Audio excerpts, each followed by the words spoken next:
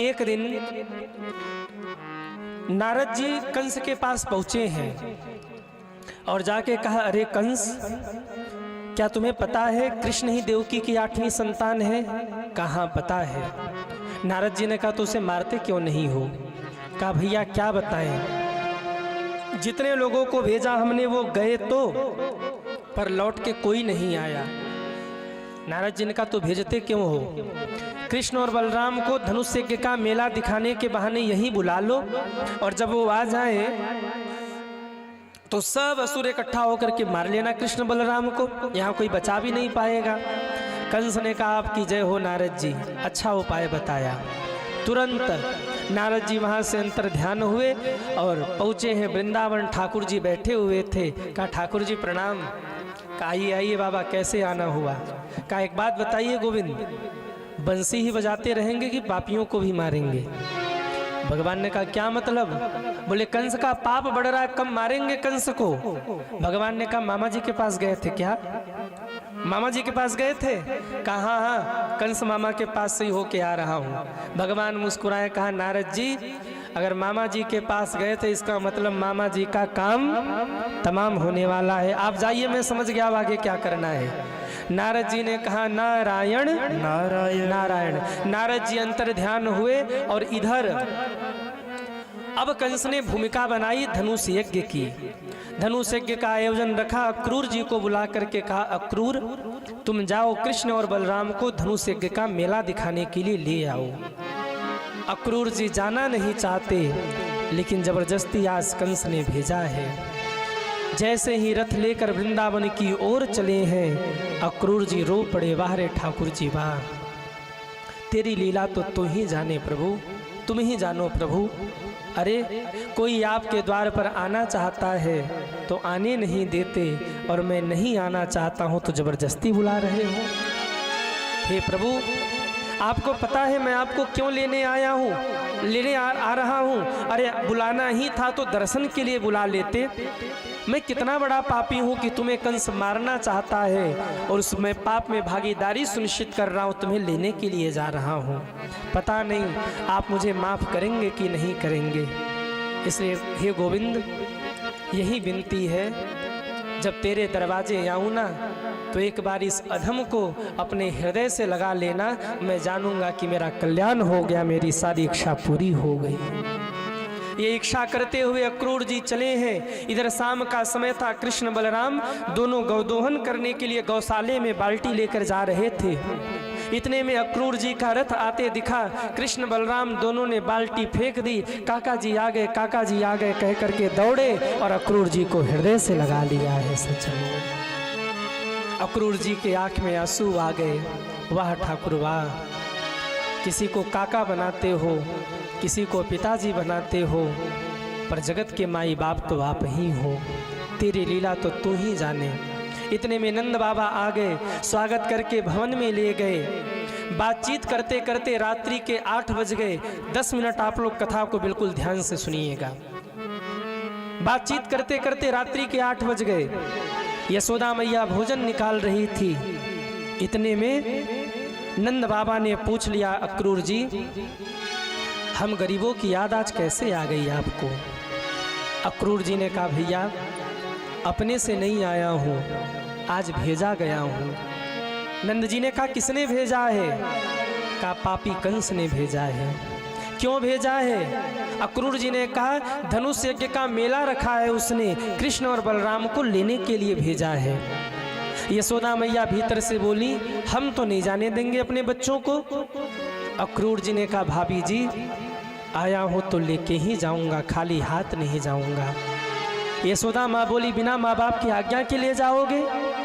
अक्रूर जी के मुख से निकल गया, भाभी जी मैं इनके माँ बाप से पूछ करके आया हूँ। आहा, इतना शब्द ज्यों सुना, यशोदा माँ धड़ाम से धरती पर गिरी। हा कृष्ण कह करके रो पड़ी। आंखों से झरझर झरझर आंसुओं की धारा बहने लगी। कृष्ण दौड़े हैं, यशोदा माँ को संभाला। मैया मैया तुझे क्या हो गया मैया? देखा तो मैया मूर्छित हैं, आंखों से आंसुओं की धारा बह रही है और हा कृष्ण मूर्छित अवस्था में भी कह रही हैं। रो पड़े कन्हैया। रोते हुए अक्रूर जी की ओर देखा और कहा, काका आपकी सब बात मुझे अच्छी लगी, लेकिन अभी अभी आपने जो कहा ना कि मैं यशोदा नंदन नहीं हूँ, मैं किसी और का बेटा हूँ, ये बात मुझे अच्छी नहीं लगी काका। अरे मैंने तो जब से नेत्र खोला है, माँ के रूप में अगर किसी को देखा है तो अपनी यशोदा मैया को ही देखा है। कन्हैया रो पड़े, मैया को उठाया है, उनके कक्ष में ले जा करके लिटाया है। मैया मूर्छित हैं, कन्हैया समझ गए अब मैं कल वृंदावन छोड़ करके चला जाऊंगा, कृष्ण चले जाएंगे। ये बात पूरे ब्रजमंडल में फैल गई आग की तरह। सारे ब्रजवासी आकर नंद बाबा के भवन के सामने बैठकर रो पड़े, अरे कन्हैया कौन सा अपराध हमने कर दिया जो तू हमें छोड़कर चला जाएगा। कन्हैया बचते बचाते सोच रहे, आधी रात को जाकर गौ माताओं से मिल लूं, नहीं बेचारी गौ माताएं रह जाएंगी, मैं बिना मिले चला जाऊंगा। जिस समय आधी रात को गौशाले में कृष्ण पहुंचे हैं, मेरे भाई बहन गौ माता की स्थिति देखिए।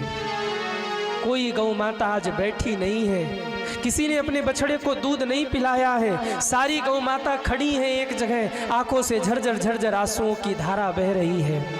कृष्ण को देखते ही गौ माताएं दौड़ पड़ी, किसी ने कृष्ण के हाथ पर, किसी ने कृष्ण के कंधे पर सिर रख दिया और रोते रोते कहती, अरे कन्हैया अगर इसी प्रकार से छोड़ के जाना था तो हमसे इतना प्रेम क्यों किया।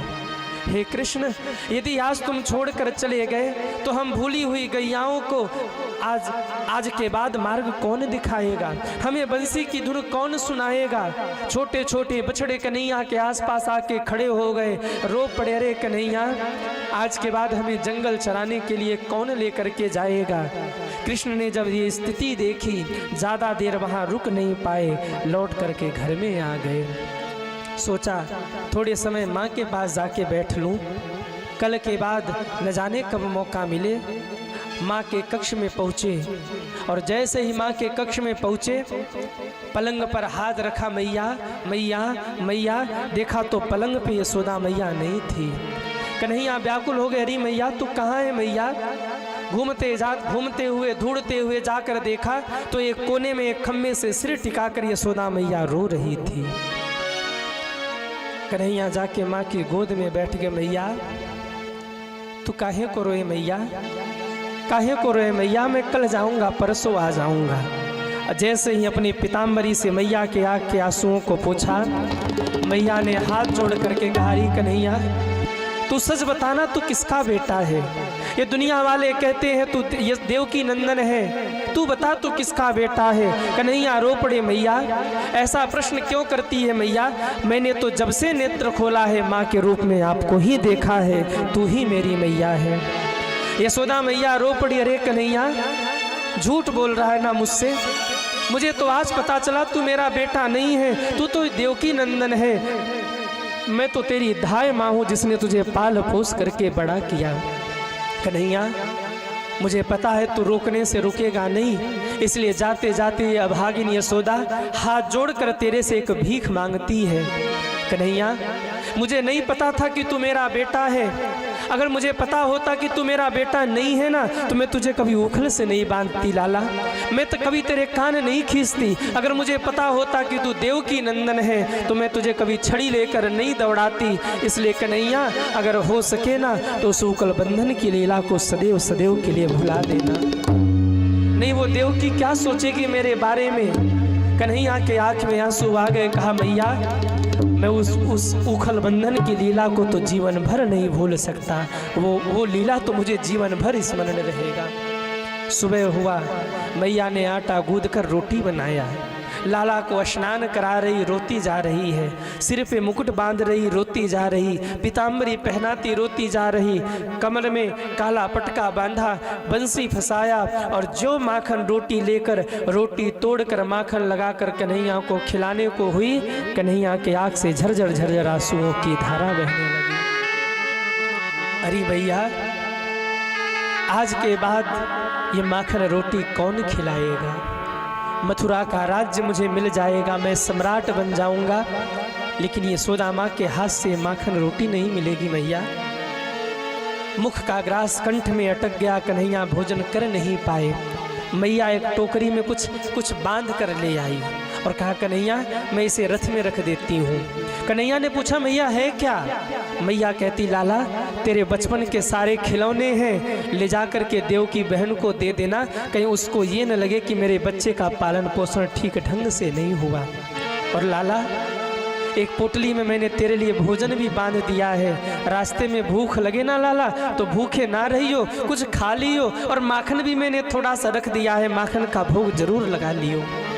कन्हैया रो पड़े, रोते रोते जाकर रथ में बैठे। जैसे ही 4-6 कदम आगे अक्रूर जी बढ़े थे, इतने में यशोदा मैया दौड़ी, अरे मेरे कन्हैया को रोको, अरे मेरे कनुआ को रोको, ये कौन मेरे कृष्ण को लिया जा रहा, अरे मेरे कृष्ण को कोई तो रोको, अरे नंद बाबा कहाँ जा रहा मेरा कनुआ, रोको ना, रोको मेरे कन्हैया को। कहती हुई मैया दौड़ी, ठोकर लगी, मैया धरती पर गिर पड़ी है। धीरे धीरे रथ के सामने पहुंची, हाथ जोड़ करके कहती अरे अक्रूर, कौन कहता है तू अक्रूर है, अरे तेरा नाम तो क्रूर होना चाहिए। एक माँ से उसके बेटे को छीन के ले जा रहे हो और अपना नाम अक्रूर बताते हो। एक निवेदन करती हूँ भैया, कन्हैया को ले जाओ, मैं नहीं रोक पाऊंगी, लेकिन जाते जाते रथ के पहिए को मेरे गर्दन से उतार जाओ। क्यों? मुझे पता है मैं कृष्ण के साथ नहीं जा सकती, मेरे प्राण निकल जाएंगे, तो कम से कम मेरे प्राण तो मेरे कृष्ण के साथ चले जाएंगे। चला दो मेरे ऊपर से रथ के पहिए को, मेरे प्राण निकल जाए। कन्हैया उतर के आए, मैया तू काहे को रोए मैया, कल मथुरा घूमूंगा, मैंने शहर नहीं देखा, मैं गांव में जन्मा हूँ मैया, शहर घूम लूँगा ना तो जरा मुझे भी संतोष हो जाएगा और मैं परसों आ जाऊँगा। बूढ़ी माँ बस यही सोचती रही, मेरा कन्हैया परसों आएगा, परसों आएगा, परसों परसों करते वर्षों बीत गए, कृष्ण लौट के नहीं आए। जब कृष्ण चले गए ना और पता लगा कि कृष्ण दोबारा लौट के नहीं आएंगे, तो यशोदा माँ सुध-बुध खो बैठी।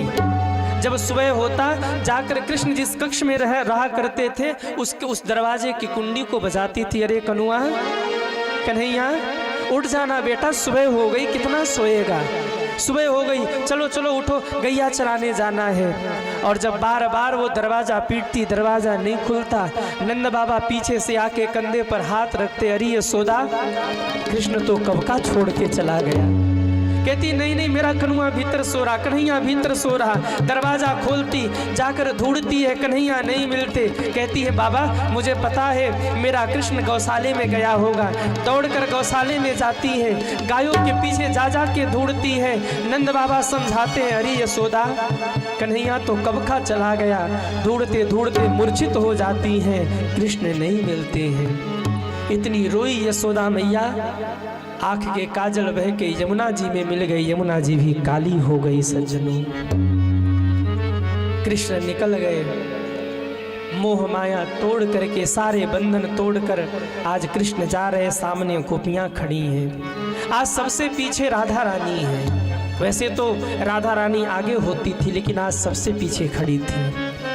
कृष्ण ने रथ रुकवाया, राधा रानी आके सामने खड़ी हो गई। कृष्ण ने देखा आज राधा रानी के चूड़ियों में खनक नहीं है, आज उनके पायलों में खनक नहीं है। कन्हैया समझ गए राधा दुखी है, उतर गए रथ से। राधा रानी ने कुछ कहा नहीं, केवल इतना इशारा किया कृष्ण जा रहे हो। कन्हैया ने सिर हिलाया, हाँ जा रहा हूँ। कब लौट के आओगे? कन्हैया ने कहा ये तो नहीं पता।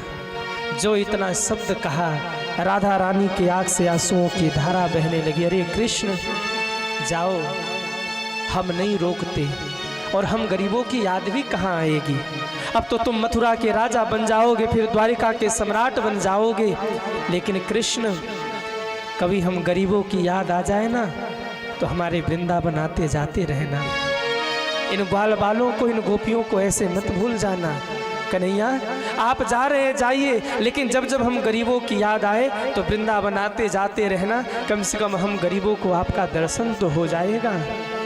भगवान भावुक हो गए, भगवान आगे बढ़े, अपने पटके से राधा रानी के आंख के आंसू को पोंछ के कहा, राधा रानी, मुरली दे करके हाथ में इशारा किया, अब मुरली बजाने का समय नहीं, अब सुदर्शन चक्र उठाने का समय है। लेकिन जाते जाते एक वचन लेना चाहता हूँ। राधा जी ने कहा, कहिए कन्हैया। कहा, देवी मैं जा तो रहा हूँ, सब रोएंगे, यशोदा मैया भी रोएंगे, ग्वाल बाल भी रोएंगे, पर तुम्हारे आँख से एक बूंद भी आंसू नहीं निकलनी चाहिए। अगर तुम रोओगी तो मैं कर्तव्य पथ से पीछे हट जाऊंगा, इसलिए आज इसी लगे आंखों के आंसुओं को भी छिपा लो, सुखा दो। राधा रानी ने हाथ जोड़ लिया, रे कृष्ण जाते जाते एक रोना ही तो बचा था, वो भी तुमने छीन लिया। कृष्ण रथ पे बैठ गए, गोपियों ने मार्ग छोड़ दिया और छोड़ चले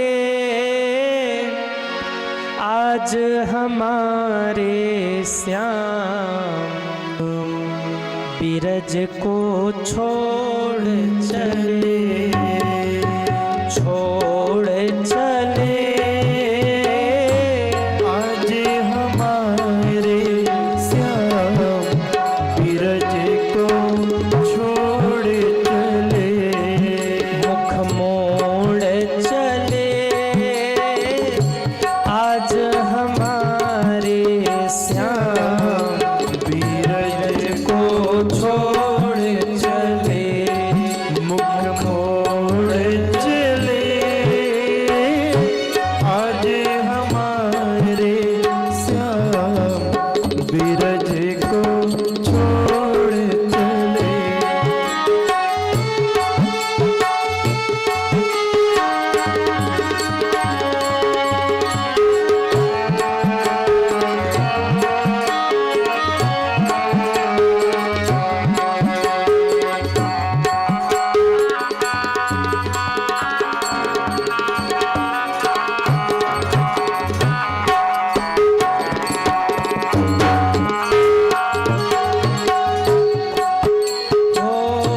जैसे बछड़ा छूट जाने पर रोया करती गैया हो,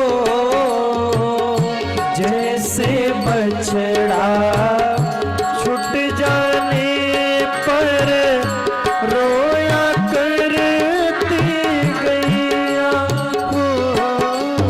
वो वैसे ही आज रोय रही है कृष्ण कन्हैया की मैया।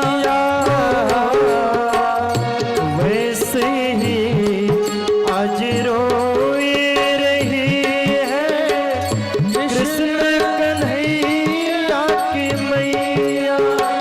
फूलों से नाता तोड़ के भगवन, फूलों से नाता तोड़ के भगवन, कांटों से नाता जोड़ चले, मुख मोड़ चले आज हमारे श्याम, बिरज को छोड़ चले, मुख मोड़ चले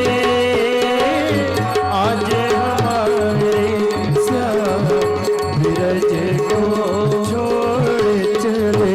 आज हमारे श्याम, बिरज को छोड़ चले, आज हमारे श्याम, बिरज को छोड़ चले, ओ बिरज को छोड़ चले, बिरज को छोड़ चले।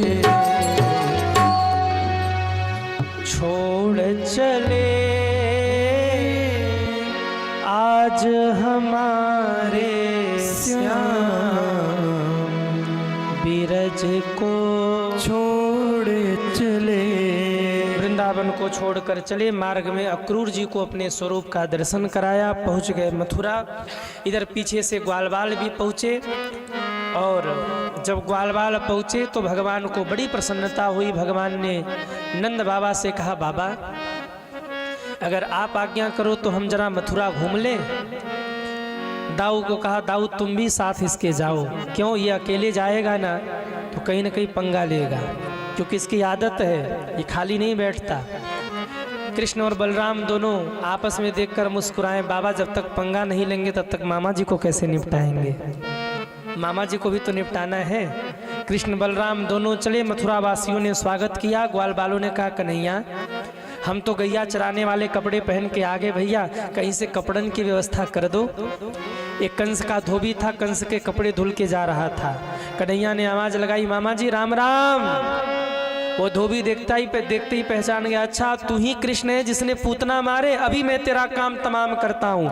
भगवान ने एक थप्पड़ मारा, सोई धोबी का सिर धड़ अलग हो गया।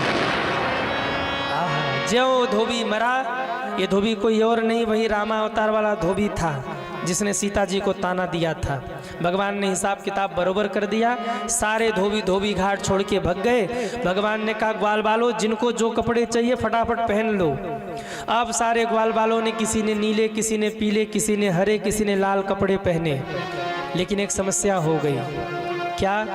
बोले जैसे ही कपड़े पहन के चले तो 3-3 फीट के ग्वाल बाल और 6-6 फीट के कपड़े, राजाओं के कपड़े हैं। बिना झाड़ू के रास्ता साफ हो रहा है। ग्वाल वालों ने कहा कन्हैया तो डबल बेइज्जती है रही है, हम 3 फीट के कपड़े 6 फीट के फिटिंग कराओ। आगे बढ़े तो एक दर्जी था। कन्हैया ने कहा मामा जी राम राम। दर्जी ने कहा राम राम भैया क्या सेवा करूं? कहा हमारे ग्वाल बालों के कपड़े फिटिंग कर दो। सबके कपड़े उनके एकदम अनुरूप सिला है और सिलकर सुंदर वस्त्र तैयार करके ग्वाल बालों को पहनाया। भगवान ने कहा क्या दक्षिणा दूं? दक्षिणा क्या दूं? दर्जी ने देखा था कि धोबी को क्या दक्षिणा मिला था। एक ही थप्पड़ में सिर दर्द अलग हो गया था, घबरा गया बेचारा। कहा सरकार बस आशीर्वाद दिए जाओ और कुछ ना चाहिए। भगवान ने कहा ठीक है तो आशीर्वाद ही दे रहे हैं, अभी तो कुछ नहीं दे पा रहे, पर हमारा आशीर्वाद है आगे आने वाले समय में जब कलयुग आएगा तो तुम लोगों की व्यवस्था चकाचक रहेगी। जितने का कपड़ा नहीं होगा उससे ज़्यादा की सिलाई हो जाएगी।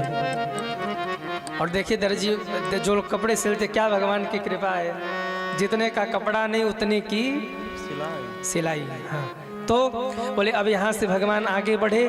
3 जगह से टेढ़ी कुब्जा जा रही थी। भगवान ने आवाज लगाया अरे ओ सुंदरी। कुब्जा ने कहा, दुनिया वाले कुब्जा कुब्जा कहते थे, सुंदरी कहने वाला कौन आ गया? पीछे मुड़ कर देखा तो श्याम सुंदर भगवान खड़े थे। कुब्जा भाव विभोर हो गई, जो खुद सुंदर होगा वही दूसरों को सुंदर कह सकता है। कहाँ ठाकुर जी? भगवान ने कहा क्या नाम है, क्या करती हो, किसकी हो? उसने कहा नाम है शैलेंद्री। 3 जगह से टेढ़ियों से दुनिया वाले कहते हैं कुब्जा। आपने पूछा क्या करती हो? कंस को चंदन लगाती हूँ। आपने पूछा किसकी हो? अभी तक तो किसी की नहीं थी, लेकिन जब से आपको देखा तो आपकी ही हो गई हूँ। भगवान ने कहा तो हमारे ग्वाल बालों को चंदन लगा दो। सबको कुब्जा ने चंदन लगाए। दाऊ भैया ने कहा कन्हैया तुम्हें कोई कुछ भी प्रदान करे उसके बदले कुछ न कुछ तुम देते हो, इन्हें क्या दोगे? भगवान ने कहा 1 मिनट रुकिए। एक पैर के ऊपर एक पैर रखा, एक थोड़ी से एक हाथ लगाया, ग्वाल बाल ताली बजाने लगे, वाह कन्हैया वाह। भगवान ने कहा ताली क्यों बजा रहे हो? कहा टेढ़ा टेढ़ी की जोड़ी जम गई, तू भी टेढ़ा ये भी टेढ़ी, दोनों की जोड़ी जम रही है। भगवान ने कहा चुप कर, अभी इसे सुंदर बनाता हूँ। भगवान ने एक झटका मारा, सोई 3 जगह से टेढ़ी कुब्जा परम सुंदरी बन गई। बोलिए श्याम सुंदर भगवान की जय हो। यहाँ से आगे बढ़े, धनुष तोड़ा, कोलियापिड़ नाम के हाथी को मारा। जो सभा में प्रवेश किया, कंस ने आदेश दिया मार डालो कृष्ण और बलराम को, जीवित न बचने पाए। पहलवान दौड़े मारने के लिए। कन्हैया ने कहा दाऊ भैया जरा इन पहलवानों को संभालो, मैं मामा जी को राम राम करके आता हूँ। दाऊ भैया ने पहलवानों को संभाला। कन्हैया ने छलांग लगाई, छलांग लगा के मंच पर पहुंचे। कंस की चुटिया पकड़कर धरती पर धड़ाम से ढकेल दिया है, घसीट दिया है। और जब कंस को धरती पर घसीटा, कंस चिल्लाने लगा क्या कर रहे, क्या कर रहे? इतने में भगवान ने अपना रूप बढ़ाया और पूरे ब्रह्मांड का भार लेकर कंस के ऊपर धड़ाम से कूदे। कंस के प्राण निकल गए। बोलिए कृष्ण कन्हैया लाल की जय हो। कंस मर्दन भगवान की जय हो। कंस मर्दन भगवान